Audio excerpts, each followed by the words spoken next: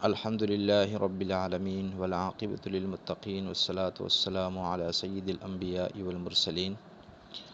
اما بعد فاعوذ باللہ من الشیطان الرجیم بسم اللہ الرحمن الرحیم قال اللہ تبارک و تعالی وما خلقت الجن والانس الا لیعبدون صدق اللہ العظیم۔ جیسے کہ ہمارے علم میں ہے کہ ہمارے اس ادارے کے توسط سے مختلف مناسبتوں سے اور مختلف موضوعات پر مختلف اوقات میں کورسز کروائے جاتے ہیں، جن کا بنیادی مقصد معاشرے کے اندر خیر کے پہلو کو غالب رکھنا، معاشرے کی اصلاح کرنا، معاشرے کے افراد کی اصلاح کرنا ہے۔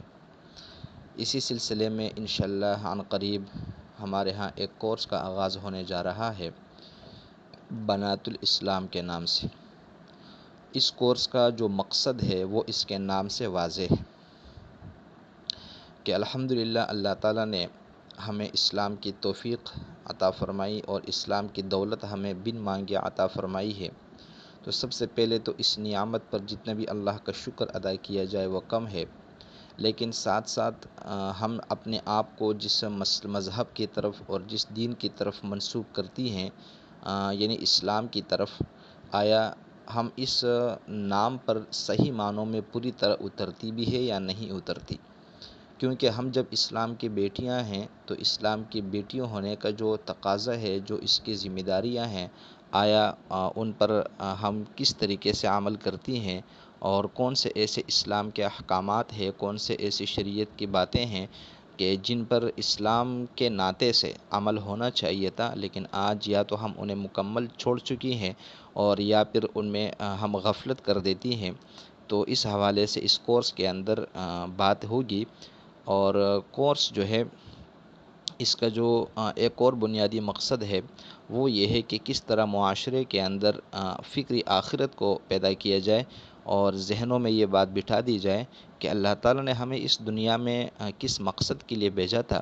اور آج ہم اس مقصد کو بھلا کر کن چیزوں میں اپنی جوانیاں اور اپنی زندگیاں ضائع کر رہی ہیں۔ تو فکری آخرت پیدا کرنا یہ اس کورس کا مقصد ہے۔ اسی طریقے سے ایک خاتون اور ایک لڑکی کی جو تربیت ہے اور اس کی تربیت کو صحیح خطوط پر استوار کرنا ہے، معاشرے میں اس کی کیا اہمیت ہے۔ ظاہر سی بات ہے، اللہ تعالیٰ نے جتنے بھی انبیاء کرام بھیجے ہیں، جتنے بھی صحابہ کرام دنیا میں گزرے ہیں، جتنے بھی اولیاء متقین گزرے ہیں، جتنے بھی علماء ہیں، ان سب کے پیچھے ایک خاتون جو ہے اس کی تربیت کار فرما ہوتی ہے۔ یہ بہت سارے مناصب اور بہت سارے اعزازات اللہ کی طرف سے دین ہوتے ہیں، لیکن ان تربیت کی جو ذمہ داری ہوتی ہے ان کی، وہ اللہ تعالیٰ کسی نہ کسی خاتون پر ڈال دیتا ہے،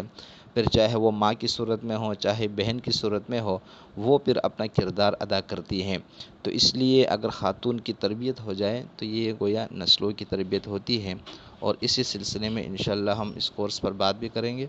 اور اس سلسلے میں انشاءاللہ جو بھی چیزیں سامنے آئے گی مختلف موضوعات پر جہاں اس وقت غفلت برتی جا رہی ہے، اور جن چیزوں پر معاشرے میں عمل ہونا چاہیے، پھر چاہے وہ امور خانہ داری کے اعتبار سے ہو، چاہے بچوں کی تربیت کے اعتبار سے ہو، چاہے حقوق زوجیت کے زوجین کے اعتبار سے ہو، ان ساری باتوں پر انشاءاللہ ہم اس کورس میں بات کریں گے۔ لہٰذا گزارش یہ ہے کہ پہلے تو اس کورس کے اندر خود اپنی شرکت یقینی بنائی جائے، اور جہاں جہاں تک ہماری پہنچ ہے، ہماری استطاعت ہے، ہم اس کورس کی تشہیر بھی کریں، کیونکہ اگر کسی ایک بچی کی بھی زندگی اس کورس کی وجہ سے تبدیل ہو گئی اور کسی ایک کی بھی زندگی صحیح معنوں میں اسلامی احکامات پر آ گئی، تو انشاءاللہ یہ ہمارے لیے صدقہ جاریہ بھی ہوگا اور ہمارے آخرت کے لیے نجات کا بہترین ذریعہ بھی ہوگا۔ اس لیے خود بھی اس کورس کے اندر ہماری شرکت ہو، اور جہاں تک ہماری پہنچ ہو اس کورس کے ہم تشہیر بھی کرتی رہیں۔ انشاءاللہ 5 فروری سے باقاعدہ اس کورس کا آغاز ہوگا، اور جو کورس کا طریقہ کار ہے اس میں انشاءاللہ مختلف احادیث مختصراً اور مختلف قرآنی آیات کا مختصراً جو ہے وہ سلسلہ جاری رہے گا، اور اس کے علاوہ کچھ اصلاحی جو ہے وہ لیکچر بھی مختصراً اس میں انشاءاللہ